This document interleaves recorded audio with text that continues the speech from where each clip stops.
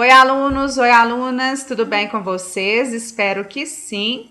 Vamos dar início a mais uma semana, né? Estamos tratando de população brasileira, né?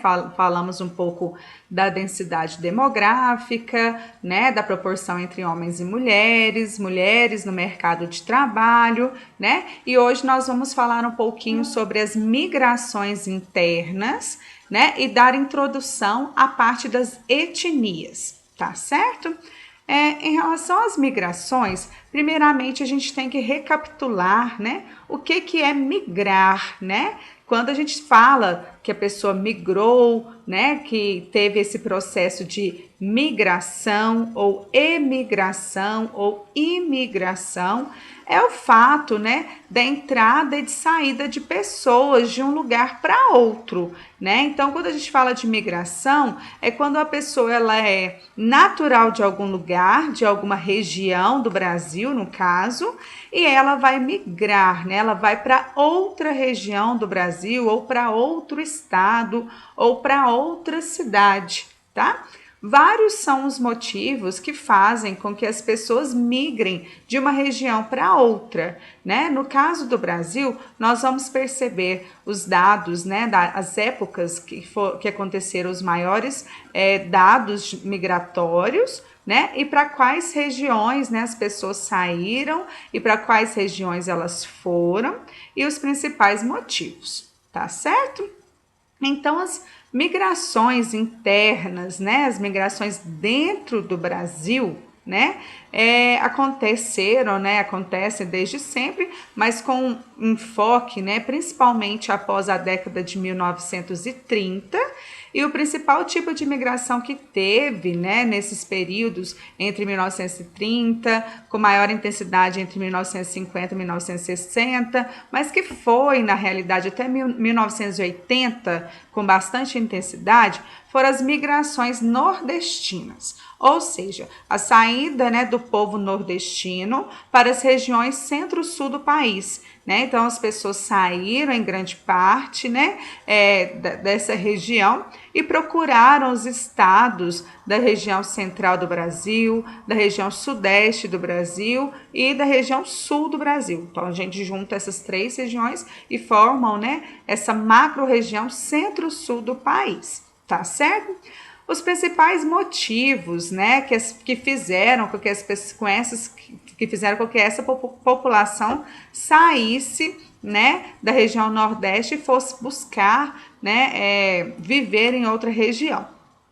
Primeiro, a busca de melhores oportunidades de trabalho e de vida, né? Então, a região Nordeste ela é marcada por uma seca, né? A gente sabe que lá não possui água em abundância como tantas outras regiões do país, né?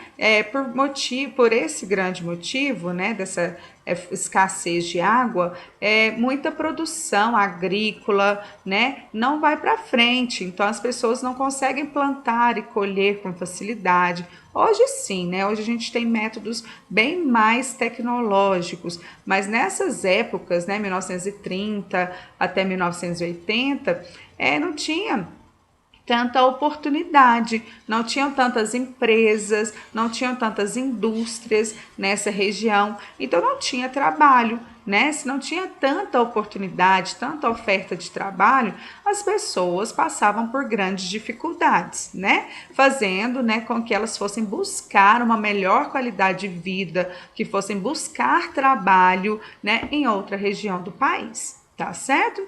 E, em contrapartida, nessa mesma época, né, a industrialização desses estados da região centro-sul do país, com destaque para São Paulo, estava em ascensão, né, estava crescendo. Então, muitas indústrias foram abertas neste período nesses estados brasileiros.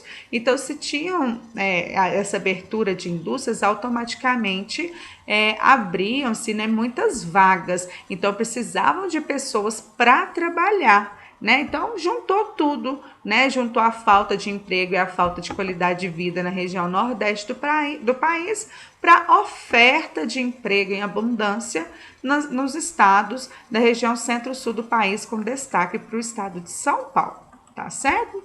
Então, a partir da década de 1980, né, com o crescimento de outras regiões do país, somados a problemas ocasionados pela elevada população de grandes cidades, né, principalmente Rio e São Paulo, a migração nordestina diminuiu sensivelmente. Então, a gente percebe, ela começa em 1930, né, tem uma ascensão, né, entre 1950 e 60, depois dá uma estagnada até 1980 e depois a gente percebe que esse crescimento, né, essas migrações vêm diminuindo sensivelmente. Por quê?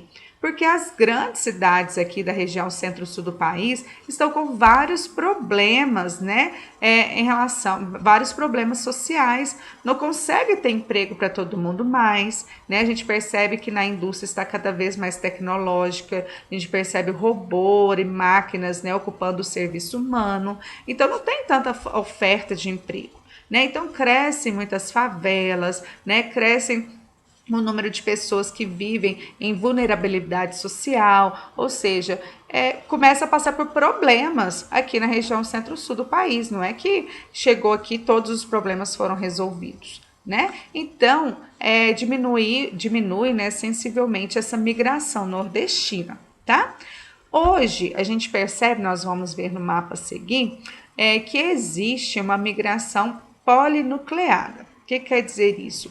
Hoje nós não temos uma região, né, em maior destaque no país de pessoas que saem, de pessoas que chegam, né, dessas pessoas que migram, né? Hoje a gente percebe que essa migração ela é realizada em várias direções e para polos diferentes. Olha aqui para vocês verem o mapa, né? O mesmo mapa do Brasil, né? Isso.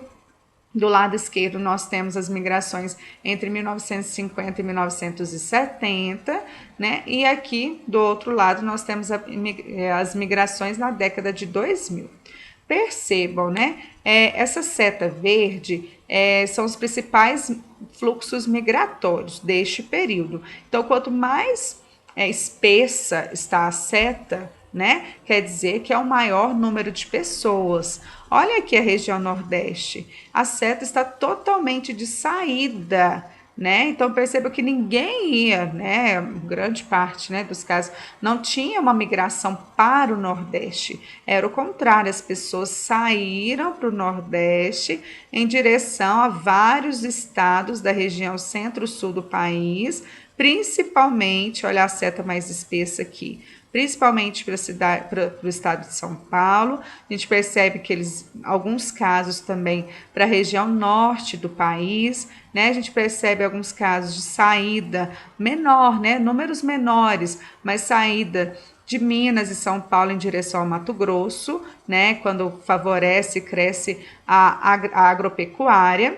A gente percebe a saída do Rio Grande do Sul, né, de alguns estados da região sul, também em direção a Rondônia, em questão de extrativismo mineral, em questão também da pecuária, né? Então percebam, tinha alguns outros fluxos migratórios, mas bem pequenos. A maior parte era de saída de pessoas, né, de saída de nordestinos, tá certo? Olha do outro lado, né, na década de 2000.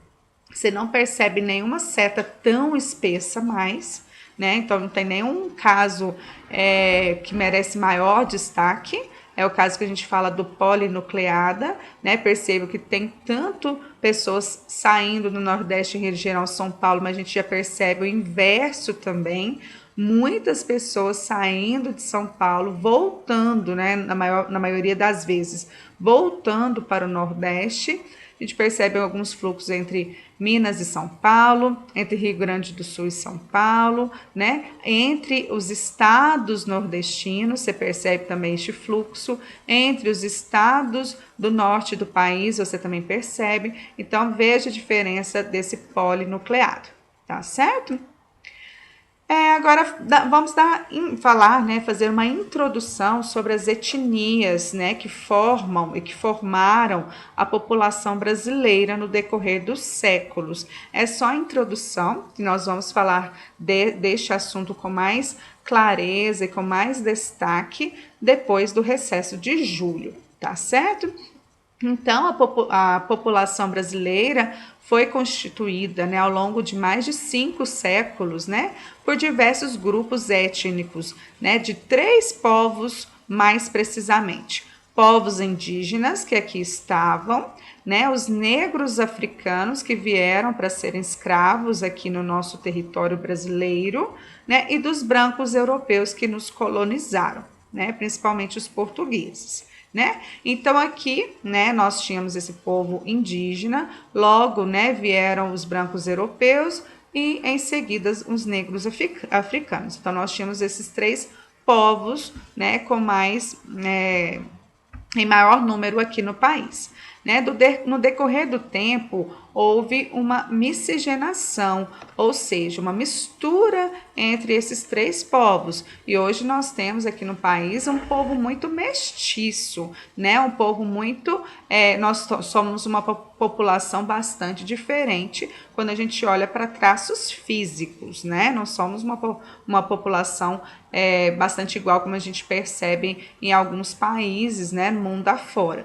Tá? Então, essa miscigenação entre os grupos étnicos foi bastante intensa no país. Então, a gente percebe hoje, né, vários casos, né, desses mestiços e pardos, né, casos de mulato também, que seria essa miscigenação entre o povo, entre branco e negro, né, o caboclo ou mameluco, que seria essa mistura entre o branco e o indígena, e o cafuso, né, que seria essa miscigenação entre o indígena e o negro, tá?